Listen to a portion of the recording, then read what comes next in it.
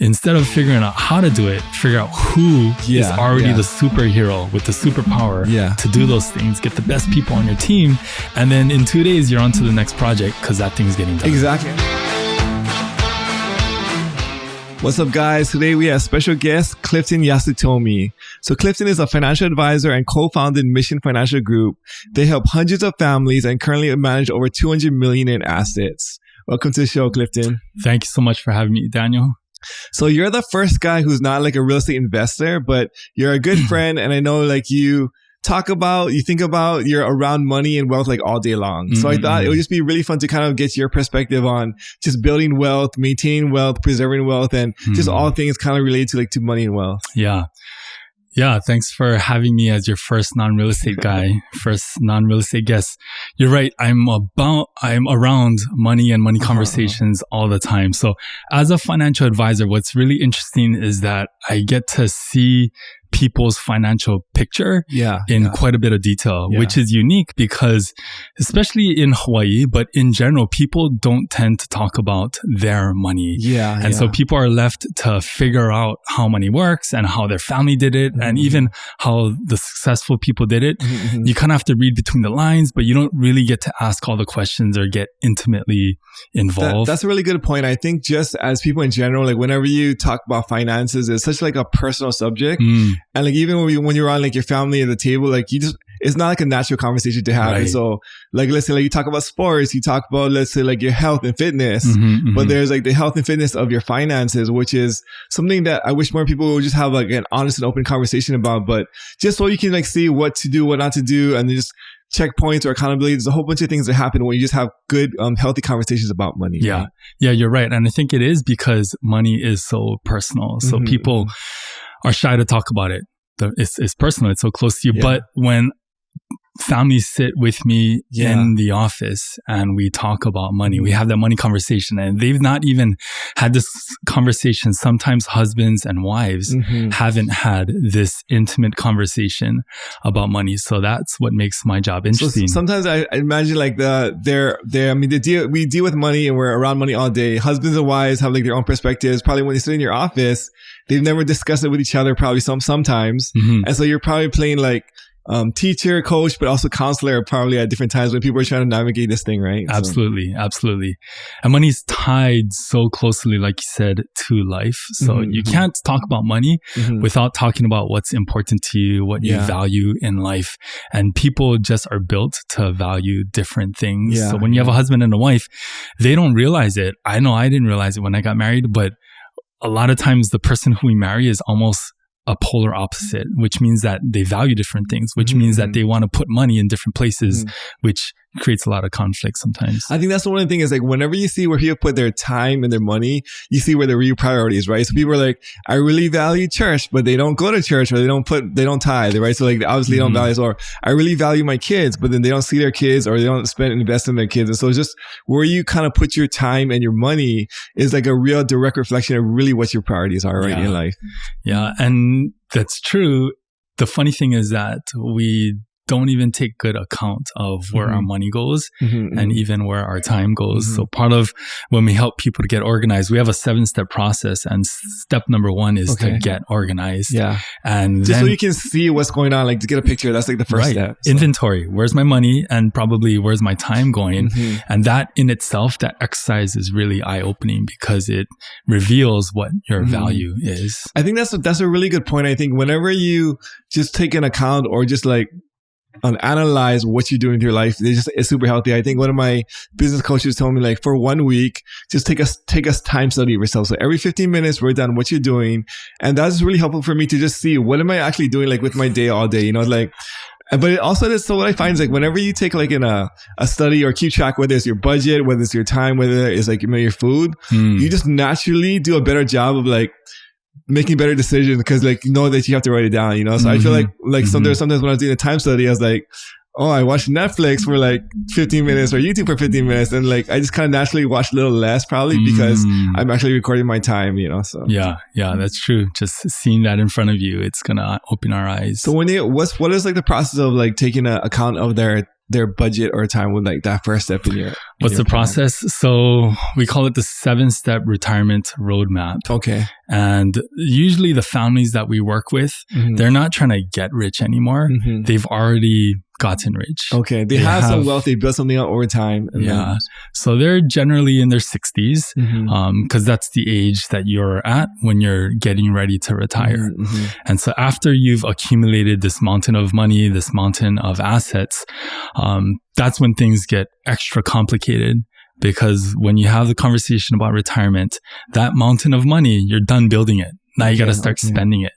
And the concern and the worry is, am I going to have enough to last me until my last breath? So our 7-step process, it kind of looks like this. And we use this ship picture to help people to understand the process. So let me know if this makes sense to you. So we're going on this trip and we're going towards our dream destination. Step 1 is to get organized. So in a ship, that's loading up the inventory, making sure we got all the supplies that we need, figuring out what supplies we already have, and defining the journey. What is our destination? Where are we even going? So in life, a lot of times we're accumulating that mountain of money. We don't even know what that's going towards, what our goal is, what our destination is. So that's step 1, is to get organized with inventory and with a plan defining the goal. Okay. Is that step 1 and 2 or is that just step 1? That's just step 1. Okay. So step 2 is our income plan. So income is like fuel on the ship. You gotta, after you define where you're going, where you're headed, then you need to make sure that you have enough income, enough fuel for the journey. Kind of work backwards to make sure like you're, it's not like you have like a goal and a destination. Now you have to like work backwards the steps to make sure that you can reach that goal or that destination. Yeah, exactly. And income is important in your working years because that's kind of what you're earning. That's your salary. That's your paycheck that allows you to pay the bills every month. But in retirement, income's not coming from your salary anymore. So you need fuel for the journey. You need income that's sufficient for the journey, even without that salary. So income plan is step number 2. Step number 3 is debt plan. And so debt is like the holes in your fuel tank. You thought you got income coming in, but you got stuff leaking back out. That makes sense. So in financial planning, in our 7-step plan, we need to have a debt plan. Like a mortgage, loans, credit cards, all the different things that you're going to be on the hook for. Yeah, exactly. And so there was ways to accelerate down the debt. And that's kind of some of the things that we explore as we're going through step number 3.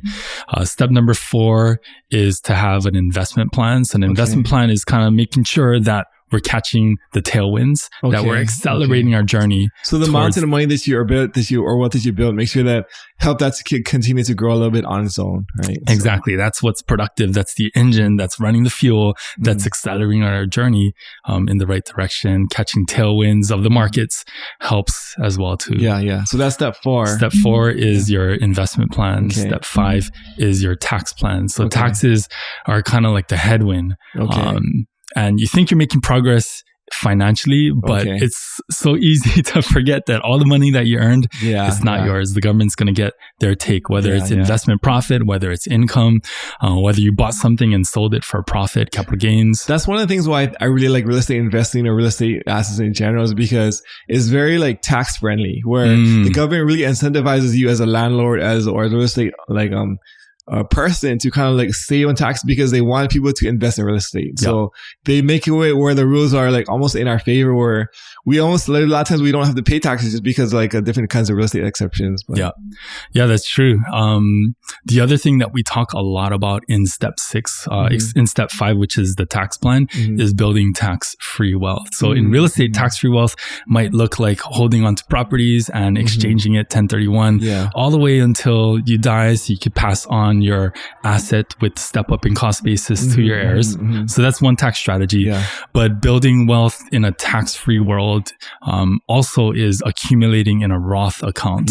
So we love Roth. We love the idea of converting their current assets into Roth. So you pay the taxes now, but then like down the line, like you're off the hook on the taxes. Exactly.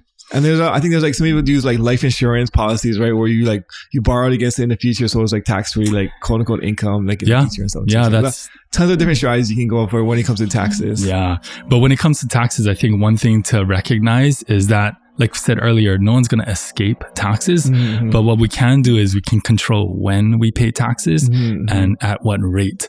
So what's interesting is that we are in a historically low tax rate environment. Tax rates, you probably already know this, they were as high as 94% during World War II. Yeah. I mean, I watched this presentation. I think it was like, who was the president that was like super against taxes? Ronald Reagan. So like, when I think there was a point in his career where he was in a tax bracket of, let's take the 95%, right? So like basically every like $100,000 he made, he only kept $5,000 of it, right? So like he was like a movie star at the time. Exactly. And he was like, dude, like I make $1 million, but I only keep 50 grand of this because like it's like it's almost pointless for me to work at that point. So I'm super unincentivized. And so I'll work until I hit the cap. But once I hit that cap, I'm not working anymore until the next year because I don't want to pay taxes. Right? So I love that story about Ronald Reagan. He just worked I think at the time he was making movies, like you said. So he just stopped making movies in the middle of the year once he hit the 200,000. It's so like when you get taxed like 95%,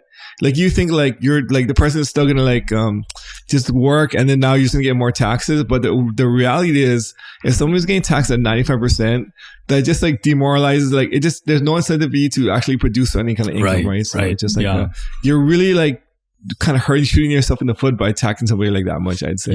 You're anti-productivity once you're taxing at 95%. And then there's the state taxes on top of the federal taxes to worry about. So the point is that recognizing we have an opportunity, a window before tax rates really start to go up, we can convert our wealth into Roth tax-free. And we have special calculators and ways to go about that. But there's so much more security in having your money, your assets, your wealth stored in this protected Roth account so that you're not affected by future tax rate hikes. Love it. So that's step 6. Step 7 is... So that's step 5 and step 6 is contingency plan. So contingency plan is, hey, we covered a lot of our bases. We got organized. We got our fuel income. We got our plugs for the debt hole in our fuel tanks. We got the engine running, so we're accelerating down the road. We are navigating around the headwinds, which is taxes. Now, it feels like we should be good to go. We're all set. We're going to enjoy our time on the pool deck, but we know that there are always storms up ahead. So step 6 is contingency planning because there's always going to be unexpected storms in the journey. Some of the unexpected storms when we're older is healthcare. So healthcare expenses. We know that a huge percentage of people in their 70s and 80s are going to need some form of long-term care, and that in itself could wipe out a good chunk of your savings. Basically all the different contingencies, right? Health, whether it's like a death in the family or where like your house burns down, all the different kinds of things that could happen. You just want to make sure that you're preparing ahead of time for those cases, right? So exactly. The health storm, there's the economic storm, the markets and the economy moving in cycles, and then there's the stock market storm. So that's step 6, and then step 7 is... Step 7 is estate planning. So that's step where, now we are on a journey. We've even planned for the storms. What can we do to help other people in their journey? I've got my money, I got my plan, I'm feeling secure.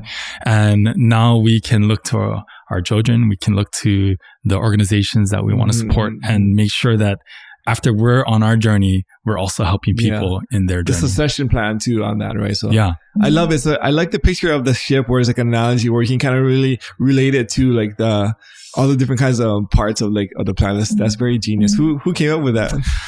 So I got to give a lot of credit to my business partner, Nick Abbott. So together we came up with it. We've both been in the industry long enough to realize that a lot of times financial advisors and the public think that financial advisors are all about only step 4, which is investments. And you could have a strong engine. You could be going real fast somewhere, but if you didn't plan your journey, the fuel tank, all the other parts, like it's almost like you're missing so many pieces of the ship, right? Right. So we have to help, and we enjoy helping families make sure that all of their bases are covered, because there's only success when you get to your destination. There's no success in you going wild and fast in some aimless direction without a plan for all the other unexpecteds. So you mentioned that a lot of your clients are in their 60s, or maybe like they've already built their mountain of wealth. Is there like kind of like a commonality between like you see guys who have done it well, or guys who maybe like they haven't done it as well?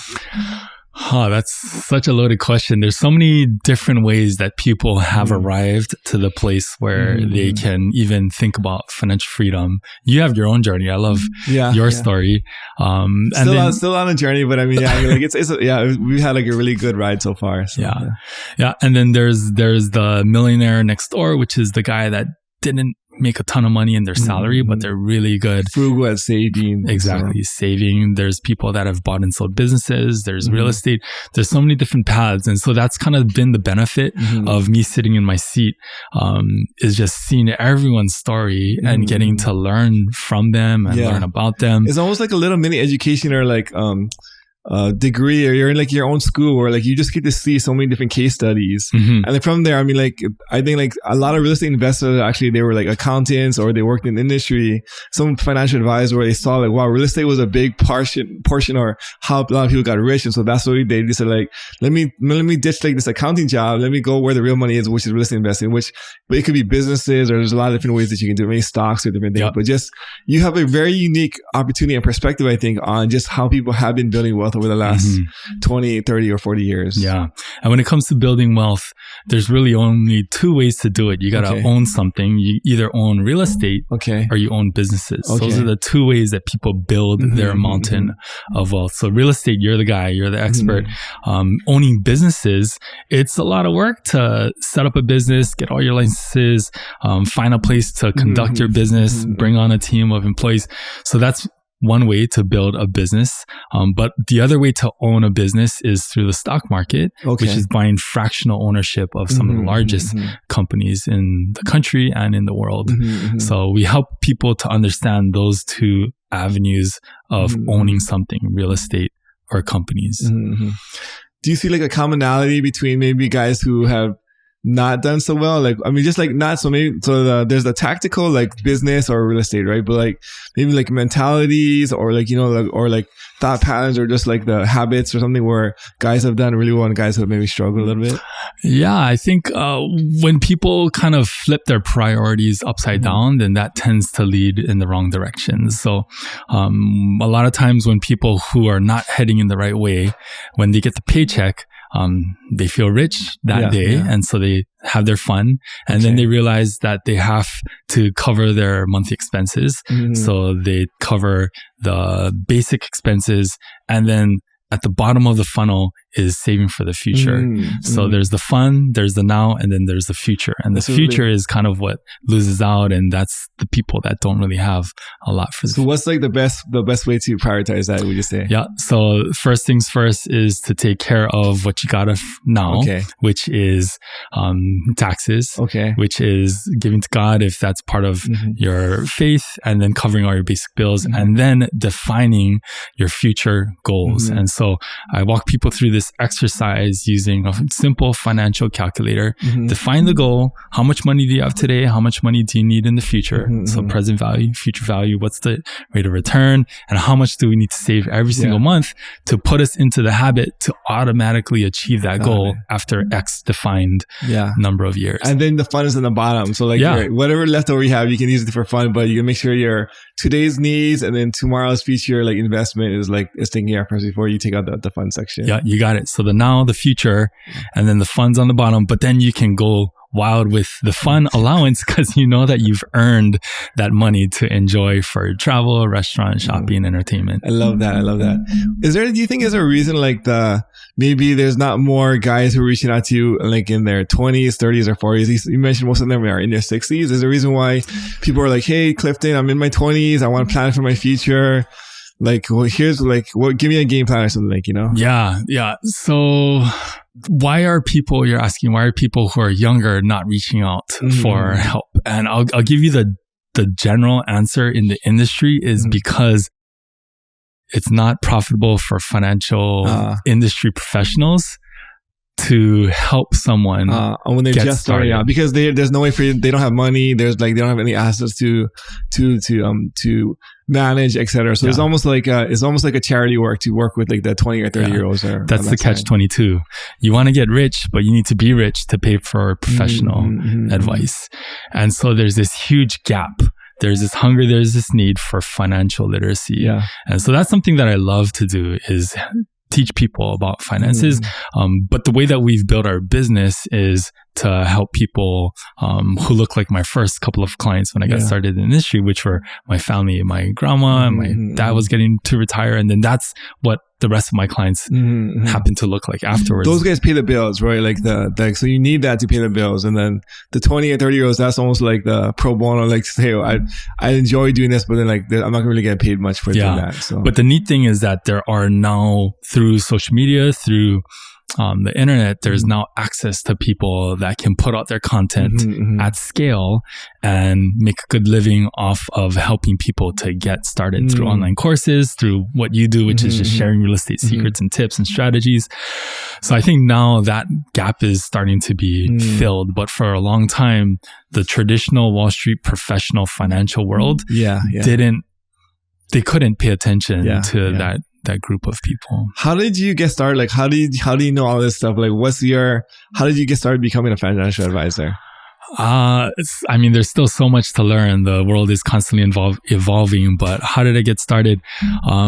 If we took a few steps back, in high school, I didn't know what I wanted to do for a career. So my mentor, who was also one of my teachers, had this amazing resume, and he did it all with engineering degree. Okay. So he said, if you don't know what to do, he was a captain in the Navy. He was an advisor in Washington, D.C. He was a former headmaster of my high school at Yolani. Wow, okay. And then he was a U.S. teacher. He did all of that with an engineering degree background. And so his advice to me was to do what he did. Study engineering in college, learn how to learn, which is what engineers do. They learn how to problem solve and then figure out your career path, at least with that analytical foundation. That's funny. I mean, like, that's going back to my story. I was a software developer in college, and I think obviously you learn like a lot of technical skills in that industry, but like now that you mention it, I think the biggest thing about software is you're constantly learning and you have to keep up with the new trends and the new languages, etc. So you're almost like learning the skill of learning. Yeah. And I think that's such a huge skill in business and investing, just because the world's moving so fast and you have to constantly improve yourself and like your skill level. And so if you can learn how to learn, that's like the best kind of like learning you can do, like for a college degree. So. Yeah. Learn to problem solve. That'll get you much farther in life than just being good at memorizing and taking tests. That reminds me of, I think you and I talked about this before, but Robert Kiyosaki wrote the book, Why A Students Work for C Students and B Students work for the federal government. Yeah. Because C students are not necessarily the good test takers, but they get by because they're problem solvers. And problem solvers tend to make good executives, CEO, founders of companies.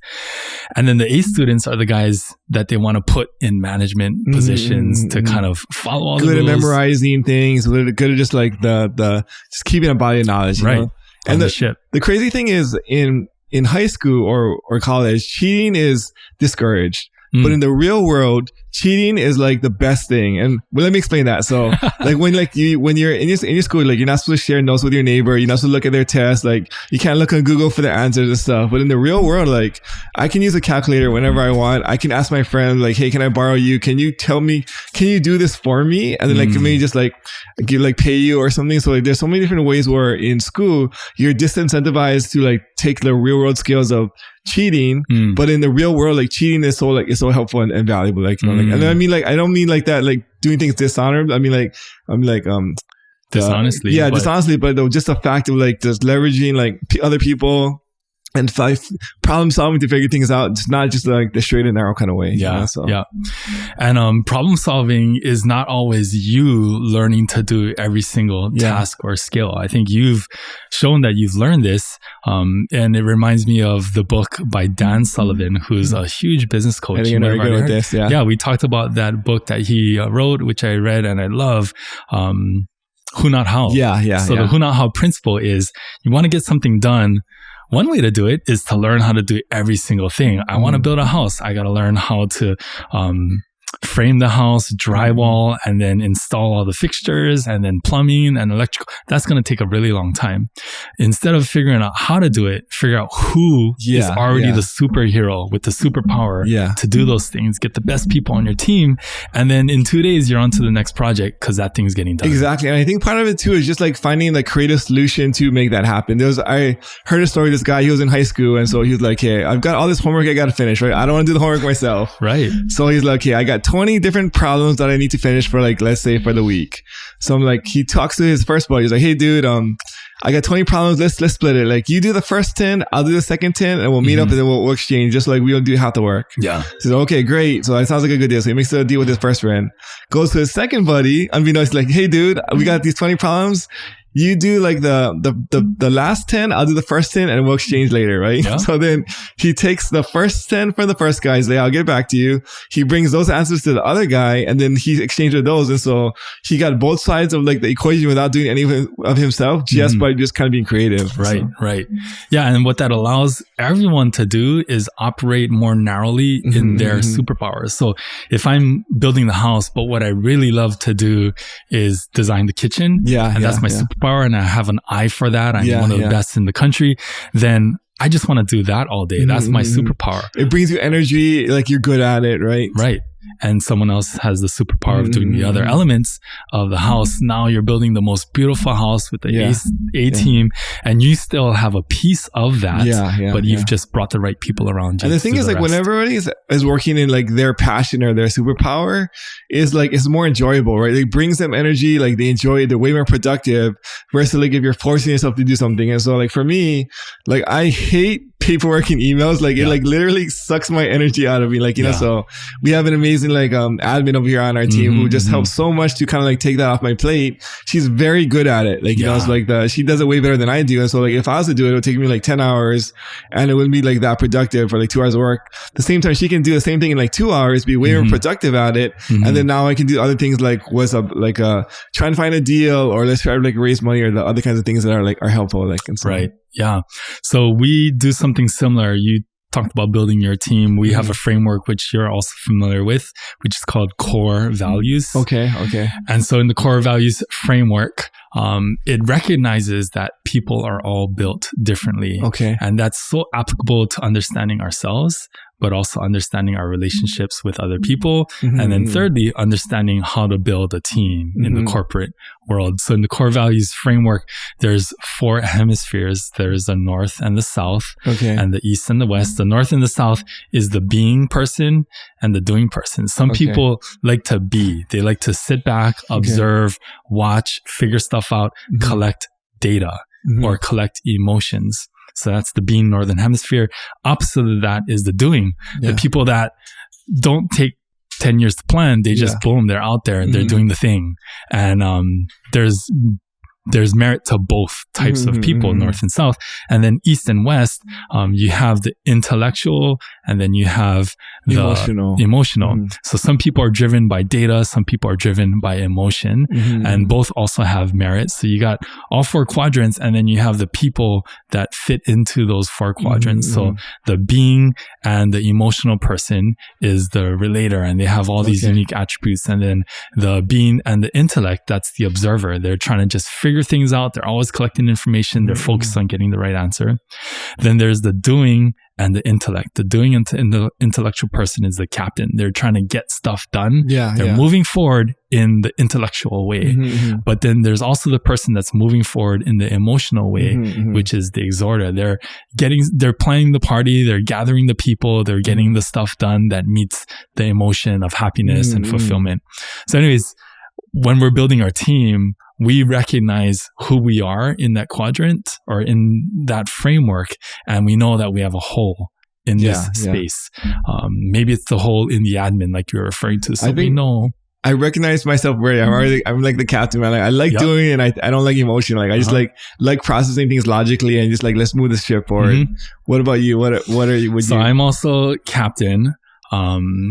And I know that I need people to balance me in my marriage and even in my team. And so that's kind of how you not only get good people onto the bus, but you got to get the people seated to complement you. And so, like, because I mean, there is a need for, I know, like, I have a lot of holes and blind spots, and part of it is because I just want to drive like hard, but like sometimes I need to take a step back and like rethink the decision or think about the emotional impact versus just like the logical impact. Like, yeah. So if you and I are captain, which is the doing intellectual, then the opposite quadrant is the emotional being. And we need those guys too, because while we're driving forward and trying to figure out how to problem solve and get things done, the tendency is to be insensitive to the people around us and how it affects. And I'm not talking about you specifically. No, I can be an asshole sometimes. I recognize that. So. Right. But if we have people that are balancing us because they have emotional intelligence and they're sitting back and they're observing, we're doing, but they're watching all the fallout, all the impact around people. And those people help to just complement and balance. I mean, like, so there's like the skill set where you want to balance the different skill sets, or like admin, not admin, fundraising, not fundraising, or whatever, analyzing deals, not analyzing deals. But there's also like the emotional kind of balance where you got to make sure that like you're not so insensitive because you want to drive, but like you also have to think about other people's feelings and like whether it's your team, the clients, different things. And so it's always good to have like that yin and the yang. The one challenge you're going to have is, I think, where like you think so much one way, and the other person who's like your opposite thinks so much the other way. It's almost like you guys are like conflicting on just like your worldview or something, like, you know. So like I think sometimes it's frustrating like dealing with the other person super frustrated dealing with me, just because like we see and like value different things in the world. Right. And so I think once we identify who we are and then appreciate how other people are built differently, then we can value them as well. And the way we value them is valuing what they value. So the person that's opposite of you and me, which is the relator, because you and I are maybe built like captain personalities. The relator, what's important to them is security. What's important to you and me is driving forward, figuring things out, like getting the next goal done. But sometimes driving too hard at that goal is going to jeopardize the security of someone that's built different. Security is important, but getting stuff done is also important. But if I don't recognize that security is important, if I don't value what that other person values, then that's where we run into conflict. And now we're starting to talk about what it looks like to have a conversation in our office with people talking about their money, husbands and wives talking about their money. So that's the same conversation comes up when people are trying to plan their future and they're talking about money, right? So I guess, I mean, like the one guy's like, hey, I want to like invest more. I want to like let's put it into like the stocks. Let's get maximum return. The wife's like, no, let's make sure we have our house paid off. Let's make sure we bought our life insurance policies. Let's go for the less risky stocks. So like there's a conflict on how you want to get to your goals, or maybe even what your goals are at that point. Like I want to like live on the beach and like relax. Oh, I want to go travel or different kind of things, right? Yeah. So no, you're hitting it exactly on the head. Both values are correct, but maybe the husband and the wife didn't even recognize that it's okay for them to be built differently. I know that especially when we started in our marriage, I thought that everyone thought the way that I did. I didn't realize that I always think everybody thinks the way that I do. So whenever somebody thinks something different, I'm like, what? I mean, like it's confusing, right? Because you assume everybody's just like you, and so whenever you make decisions or like see the world, it's like, this is just an assumption. You just think that's how it always is. But in actuality, like that's not how it always is. Right? Exactly. So that's revelation number 1, is to recognize that not everyone is built like us. And then revelation number 2 is to recognize that it's okay and good that other people are different than us, because we can learn from them. We can balance along with them. So going back to the conversation about money, and in a family, people are always driving towards different things in a family dynamic. And so part of what I try to do as a financial advisor is to help them to say, okay, here's our resources. You have this value, you have that value. Both are correct. What's a path forward that can help us to satisfy both values? That's really, really good. And I think like people like they're around money, they use it every day, but sometimes I think there's like a lot of like misconceptions or things that people don't realize about money. And you just kind of being around money, being around wealth, like, is there any kind of things that like you see that people like think one way, but in actuality is very different. Yeah, people hear this all the time, but I guess you don't realize it until you experience it for yourself, which is that money does not equate to happiness. And everyone always responds, well, let me find out myself first. I want to see that firsthand. But you see really the richest people in the world, they're certainly not the most fulfilled people in the world. And even in the families that I work with, you have people that have accumulated millions of dollars and they still have tremendous financial stress. The saying, more money, more problems, it could definitely be true. And then the Bible also says that the love of money is the root of all kinds of evil. And so more money doesn't necessarily equate to more happiness or fulfillment, because on the other side, go ahead. So that being said, I think there's also a study where there's like a minimum amount of money you need to, or income you have to have, just to kind of like not like basically like be like super stressed out in life, right? So like there's like a diminishing returns after you hit this number, right? That's so like I think in every state or every like area there's a number. So like let's say Hawaii, if you're making below, let's say like $80,000 for your household, now you're stressed about money, and it's like a big job of it. Like you're stressed about money every day. I can't pay my bills. I can't put food on the table, different things. Yeah. But then if you're between like 80 to like, let's say 150, your life gets a little bit better. But after you pass, let's say like 150, like it's like it's even across the board. So like there's a certain numbers where you have to make this minimum just to kind of like not stress about money. But then at a certain point, like you're not going to be add more happiness. It's just like, but then you need to hit those numbers or those areas just so you can just kind of like live or like not be like super stressed out, right? Yeah, exactly. Yeah, and that's the law of diminishing marginal returns. After a certain threshold, it's kind of not as important anymore. But what is money important for? Well, it's just a tool for opportunity and freedom. So to your point, you need a certain amount of money to truly have freedom and opportunity. Because if what you really want to do is spend time with your children, that's not possible if you're working 3 jobs and you don't even get to see them. So you need at least enough money to have the time to enjoy the priceless things. Yeah. And I think that's what's really what we're all after are the priceless moments. Yeah. It's not necessary that, the biggest house or the fanciest 10-car garage is going to mean happiness, but the things that are really important are the things that money can't buy. I think that's a really good point. I think money is not the be all end all. It's what money can get you, right? And a lot of times, like when you have money, you can buy things. You can buy time, which is a big thing. I think being able to buy your time back is very huge. So you can spend it with the people you want and the people you love. And some of the things sometimes I think about is like, guys who like are homeless and they live on the beach.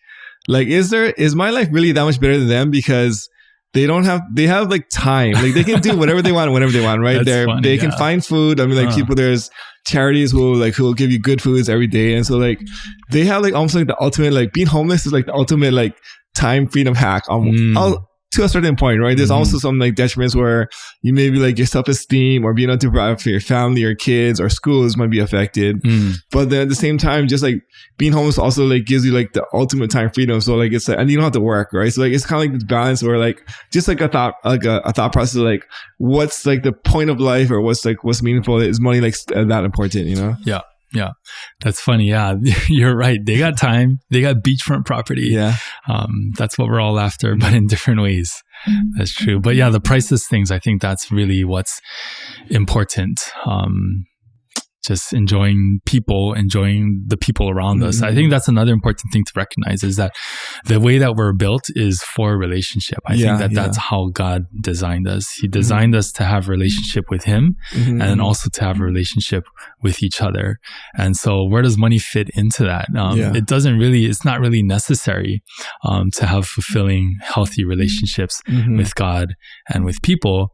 But going back to the core framework that we're talking about, I think that's the beginning of understanding how to have healthy relationships with ourselves, with God, with other people, is just recognizing how other people are so that we could speak their language, value what they value, and then that's the beginning of having healthy relationships. So question for you. So you're a Christian, you believe in God. Like, is it okay to be rich or chase money? Like, what are your thoughts on that? I think it's our responsibility to be good stewards of our money. The Bible talks a ton about money. What does it? I mean, what do you mean by where does the Bible talk like a ton about money? I hear people talk about it all the time, but like, is it in Old Testament, New Testament? Like, where does the Bible One talk of the about parables in Matthew talks about the master who had 3 different servants. He gave 10, 5, and 1 talents to his people, and he condemned the one that was not responsible and was lazy with the resources that were entrusted to him, and the one that multiplied it, put it to work, that person was recognized and was given even more. That's a good point. Actually, that's a good parallel. So I think we have to be good stewards of everything that we have, including our money. Another story that I really like that relates more closely to what I do as a financial advisor is the story of Joseph. So Joseph was the financial advisor to Pharaoh, who was the richest man in the world. And Joseph helped Pharaoh to prepare for a season of feast and then a season of famine. And so Joseph advised Pharaoh on how to manage his wealth during the good season, the market cycle as it was going up. They put away in storehouses, they accumulated all of the extra. They didn't go and spend just because they had more. They saved because they had more. And that's what prepared them for the season of famine. The saved, stored up goods, it accumulated and got them through the 2 market cycles. So those are just 2 examples of our responsibility as individuals to be good stewards. And then the way that I view myself as a financial advisor is the role that Joseph had to Pharaoh. So Pharaoh are all of the different families that we get to serve. We're responsible for helping them to get through market cycles so that they don't have to worry about that. They can go on and enjoy their relationships, their life, have their freedom and their opportunities. That's a really good, I think, analogy. And it kind of really relates to put yourself as the importance of being able to manage money, right? Just because Joseph obviously was a guy who like loved God and who God like really had like a lot of favor on, but he was a good steward of like his position and like the opportunities that he had in his lifetime. Yeah. The other cool thing about Joseph, there's something about his age. So Jesus was 30 when he started his ministry. Joseph was 30 when he entered into service to Pharaoh. I think David was 30 when he became the king of Israel. Don't quote me on that one, but there's something special about the age of 30, which was really significant to me when I started in the business of financial advising, because most financial advisors are in their 50s. We're still very young. Even though I'm now in my 40s, I'm still pretty young for the industry. I was even younger when I was in my 20s. And so it was neat for me to see how much God did with young people. And the age of 30 is considered very young in our day and age. And that's when Joseph was given the biggest role of his life at the time. And he was still considered a young man. So that was inspiring to me as a young man. That's very, very cool. Very, very cool. So getting back, I think we never finished your story. So I mean, like that, we kind of took a small bunch. That's right. So we're talking about how engineering is just a good background for anything that you go into. So I went into college at University of Hawaii and studied engineering, but the whole time I kind of had in the back of my mind that I wanted to find something else. And so that's when I started to read different books. Rich Dad, Poor Dad. Love that book, man. That's like the best book ever, honestly. I think the crazy thing is, or the interesting thing about Rich Dad, Poor Dad is I hear a lot of people read it when they're 20 or like when they're like 18 and they're like, I'm not impressed. It's not important. Like, I don't like see like why people love this so much. But I think like after you've been working and putting in the 9 to 5 for like 5 to 10 years, like you've been grinding for like that as a W-2. When you read Rich Dad Poor Dad, it just hits different because you're like, oh, that's what he's talking about with financial freedom. Like that's what he's been talking, because I think before like 18 or 20, you really have financial freedom as a kid because you're not, I mean, you might have like a part-time job or something. Everybody has different circumstances, but a lot of the things are just given to you and you just kind of like, you get to kind of spend a lot of your time how you want. Like before like you become like kind of like a working class citizen, right? Right. Yeah. So that book, I know it inspires a lot of people. And so in general, I recognize that business and how money works, that's really what resonated with me. While I was still studying engineering in college, I had a chance to work as an engineer for the CIA, which was like funny. A cool job. It was a really cool job. So I went up to Washington, D.C., lived there for a little bit, and I was alongside other students who were coming from Harvard and MIT and Stanford. And I was very out of place as the kid from the University of Hawaii. My suspicion at the time was that the CIA recruiters needed to justify a vacation to Hawaii. So while they were getting the real guys at all the tech schools and the Ivy League schools, they also needed just, at least one kid. We got to find somebody. We got to make a trip out to Hawaii. Right. So I was lucky to be that one kid. But that was one of the coolest engineering jobs that I could think of. Some of my colleagues were designing the spy gadgets that you would see in the movies, designing really cool things to hide devices, to hide sensitive information in furniture and other things. My job was to work in spy satellites. So we worked on the optical devices of the spy satellites. Coolest things that I could think of that an engineer would do, yet it wasn't resonating with me in the way that just learning about money and how money works was. So I started taking business classes to learn more about money. And then that evolved to me joining a business club where I was introduced to a lot of different industries within business. And that's how I came across financial advising. Okay. And I knew that that's what I wanted to do from there. So basically after college, you're like, hey, engineering is it's so interesting. There's let's take some business, learning about money. And then, so for the past 20, 15-ish years, you've been just studying money, basically, and to put it simply. Yeah. And it's been an up and down road for sure. I started at Merrill Lynch in downtown Honolulu, and that's kind of jumping into the fire. Only the strong survive. It was really a challenging environment.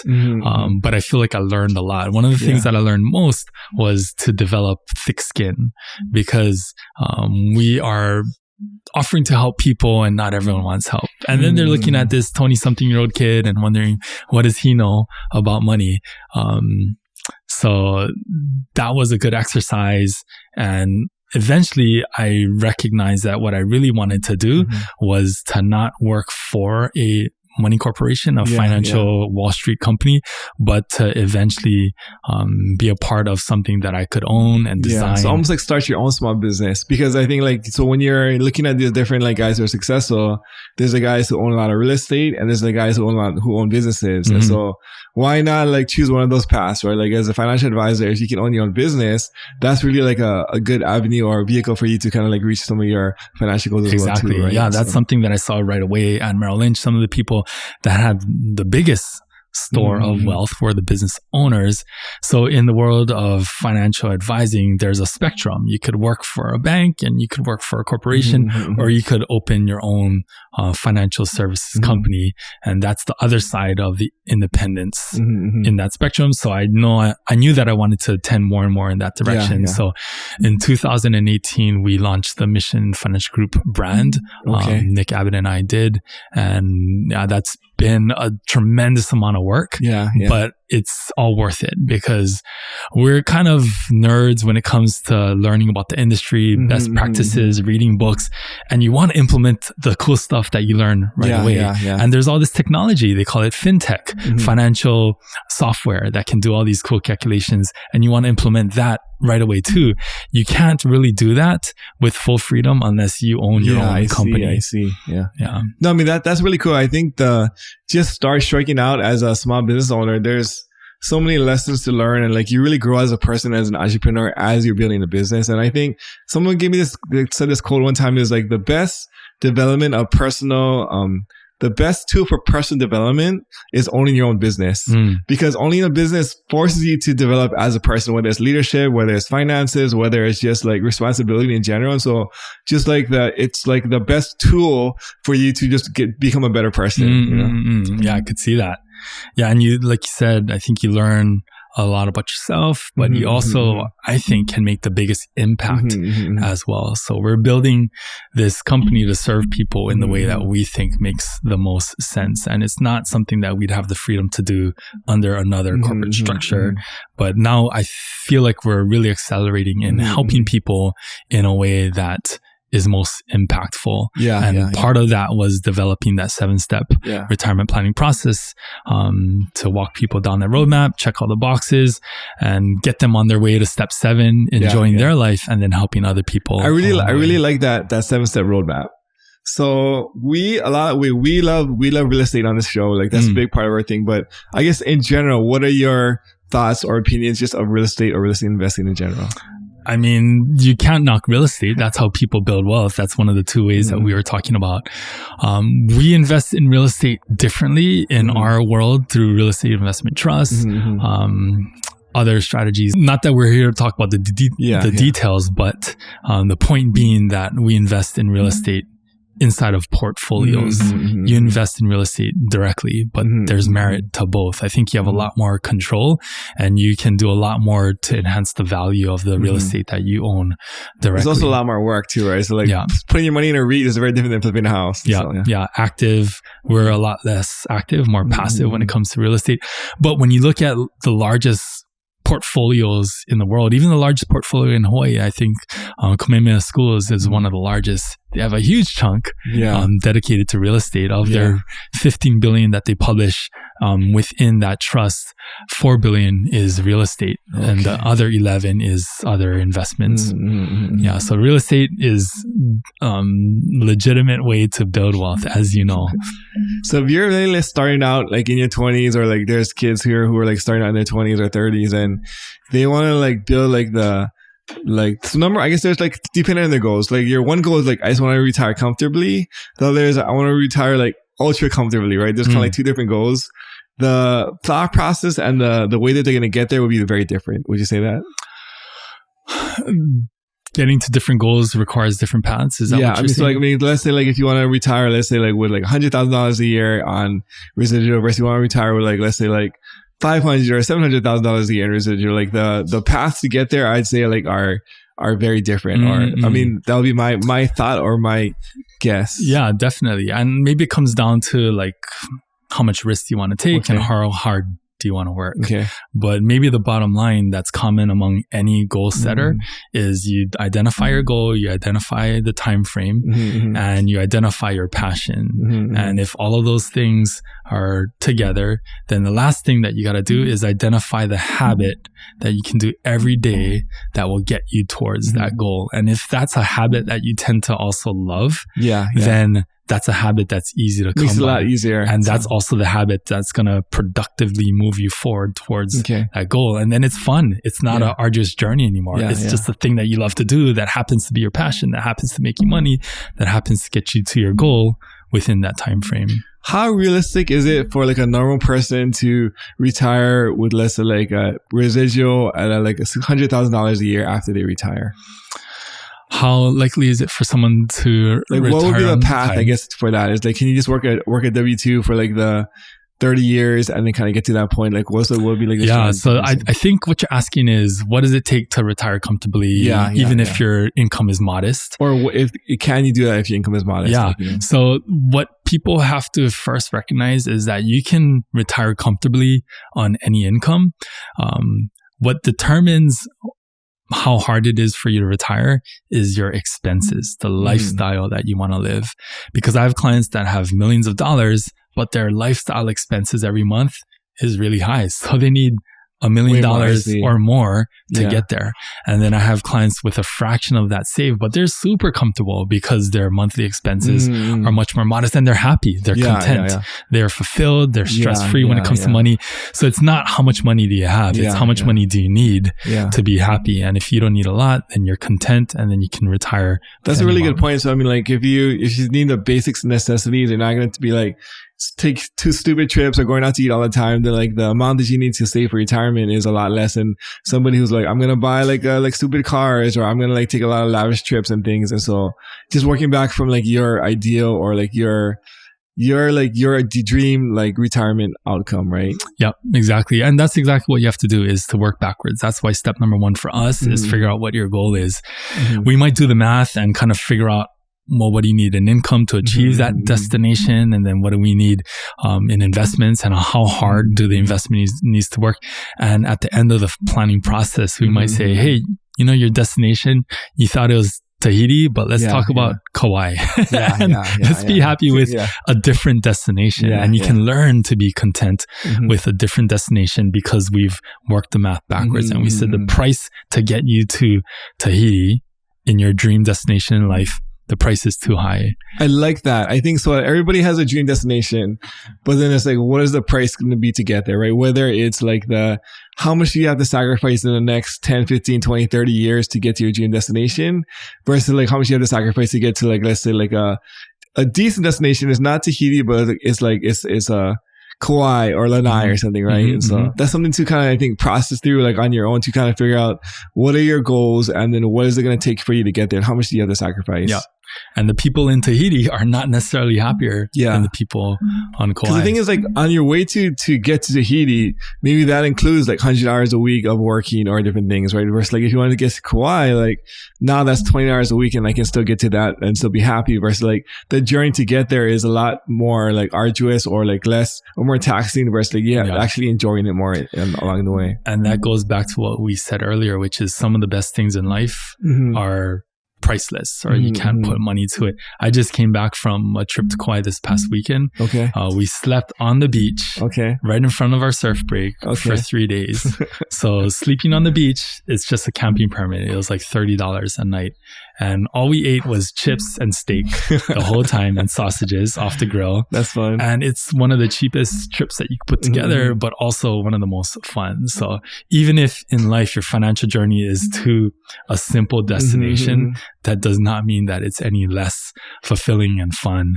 I think that's the thing too, is like creativity can solve a lot of money problems. I think when you're going on dates, if you can do things like creatively, like going on hikes or like different kinds of like camping at the beach, there's like a lot of ways where you're not spending a lot of money, but you're still having the same like experience. So it's just like the way of like, even like how you budget for your food or whatever. There's different ways we can get creative to kind of like overcome like the money. Money is like, I say like money is like the lazy way to do things, even in business. And so I was having a conversation with a buddy, and he's like, "Yeah, man, like once you start making some money in your business, you start to just like get lazy and just throw money at your problems." Like I said, I can't figure this out. Let me just like buy this or something. And it's like, you kind of get like don't be as frugal, and you kind of get a little like irresponsible, or you get like a little like with your money, because like I'm just going to throw money at my problems versus actually like solve them like that, how it needs to be solved. And I think this can apply in like a lot of different areas of life, but especially for our small business or investing, where like the lazy way to do it is just to throw money at it. But like there's always like a creative or other way to kind of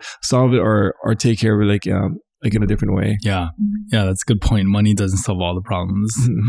Yeah. But also another guy told me, so like on the opposite spectrum is like when you're looking at your problems in life, right? He's like, okay, is this a problem? Can I solve this with money? Okay, do I have enough money to solve it with money? Okay, it's not a problem. so like that's like another way to look at it, right? So like when you're looking at, okay, like let's whatever the thing is, like, okay, there's I got a flat tire. Like, I got a flat tire.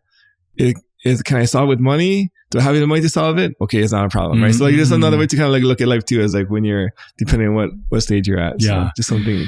And the other thing I think we've talked about in the past is that money can also buy time. Yeah. So if you are cleaning your house or doing your lawn for 3 hours a day on a Saturday, but your time's more important, then that's where money is helpful. It's useful.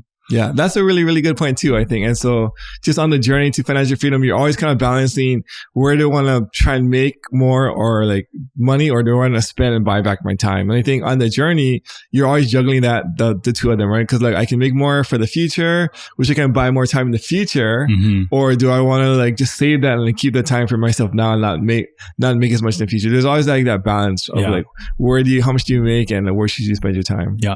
And when we help families, a lot of times we run into self-investors or people that have been managing their money for all this time. I think that one of our value propositions is to say, hey, you're on this boat and your boat is going in the direction towards your destination. You could be the boat captain and the boat mechanic and the engineer and the navigator, and you could probably get your boat to where you want it to go if that's what you want to do with your retirement years and your retirement hours. Or you can allow us to partner with you on this journey. And we're already running the boats for a lot of different families and we've learned from their successes and their mistakes. We could do that for you, and you can enjoy the pool on the pool deck and just enjoy the journey and enjoy your time with your family.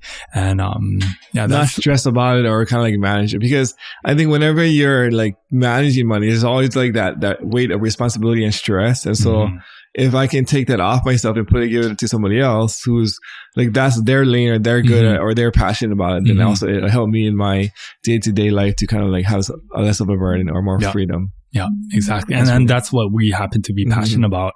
So we're happy to partner with people and then to see for us the fulfillment of them enjoying their journey and having those successes along the way. I think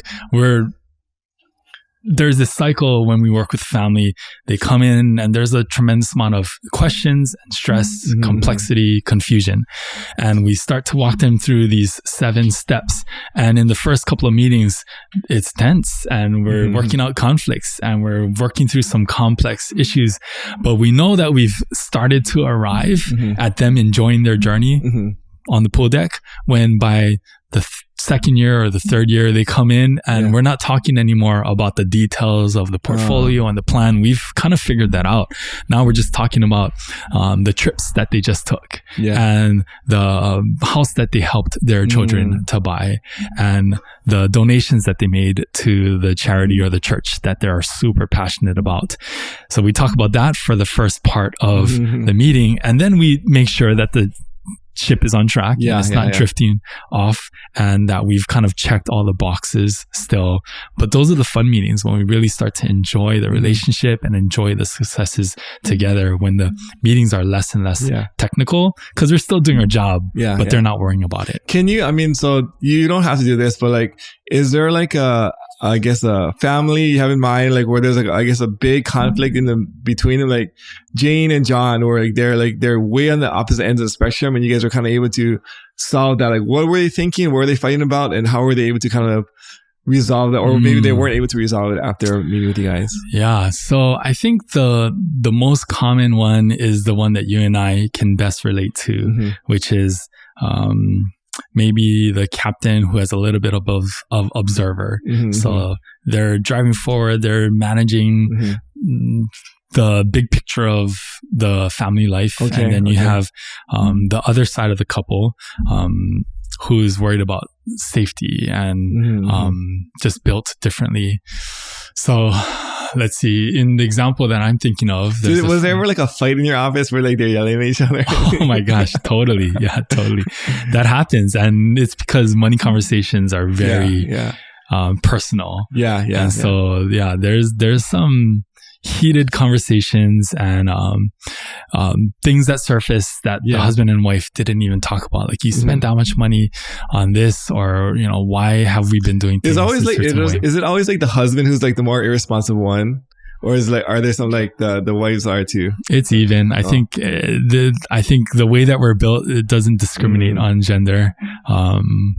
The stereotype is probably that the husband's a little more reckless. The wife is a little bit more like conservative or responsible. Yeah. So that's definitely the stereotype, but that's not always the case. But yeah, to your question, we run into conflicts all the time. Shucks. I'm trying to think of an example that would make sense that I could share. The biggest fight. Think about the biggest fight. What were they fighting about? It's not even money related then. Okay. So the biggest fight though is the husband. The husband showed up to the meeting. I got here because like we just got into a fight. Like, my wife didn't want to come. She's still at home. She didn't even want to come. Here's what it was all about. We didn't even talk about their money or accounts. We ended up just praying for the husband and, the situation, which, we're happy to serve in that role. In fact, we want to serve in that role. The cool thing about what we do is that we start talking about money, but that's really just a bridge into helping families just in life. Because you can't talk about life without talking about money. You can't talk about money without talking about life. And so we start to learn a lot about the families that we get to serve, and they start to learn a lot about our own families. And so it's neat when, they're not necessarily only coming to us with their money questions, but hey, we've been talking about also our personal situation. We've been talking even about our mortality and what happens to us after we die. We recognize that we can't take this money with us. And so, we're now having conversations about what happens after I die. The money's left to the kids, but what happens to you personally?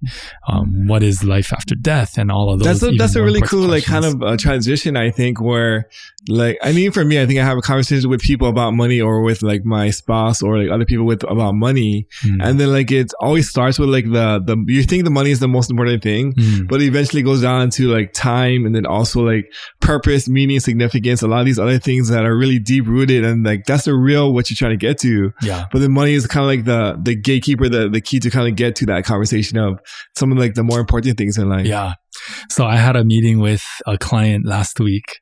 Speaking of mortality, so I had a meeting with a client last week. She's older in age, and after lunch, we were walking by this poster, and the poster was advertising the movie I Can Only Imagine, which is a really good movie. What is it about? It's about the journey of this guy and how he lost his family, and so he had to kind of make it even after that big loss.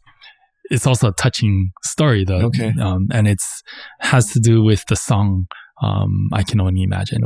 Anyways, very powerful movie. So as I was walking by the movie poster with my client, who's in her 80s, I turned to that poster and I said, "That's a really good movie. You're gonna cry." And she thought I said, "You're gonna die." Which was a really awkward moment potentially, but she said, "Actually, I'm okay. I know I'm gonna die, but I'm at peace. That even though I'm going to die, I know I'm going to heaven because I know Jesus. What I'm really most concerned about are my family members that are going to be left after I'm gone." So what started off... that could have gone two different ways. I mean, so I'm glad it went that way. It went the good way. So I didn't even take the time to correct her, because that turned into a really good conversation about the peace that she has about death and what happens to her after she dies. Because of the faith that she had all the confidence in the world. Other people are scared to death about death, and that would have been a very different conversation. I think you might not have been a client of hers after that. Who turns to the person they're standing next to and says, "You're gonna die." That's what she thought I said, but she was happy to answer that question. That's really, really good. Well, if people want to find out more about you, like your company, or about you, what's the best way to reach out? So our website is probably the best way to just learn more about what we do and our 7-step process, missionfinancial.com. Also in the process of putting together a financial literacy course that's going to teach more of the details of our 7-step process. So we're building that. It's to come sometime later on this year. But I think that's one of the ways that we can help people to better understand money, is just through online education. And I don't see a lot of other financial advisors putting out information, content, or resources to help them to understand all the different steps and how to cover all their bases. It's something that I did for many years. I taught this class live in university classrooms, but now I want to put it online so that people can get access to it from anywhere. Well, thanks for being on the show, man. Super appreciate you. Thank you, Daniel. Fun. Appreciate it. Thanks for having me.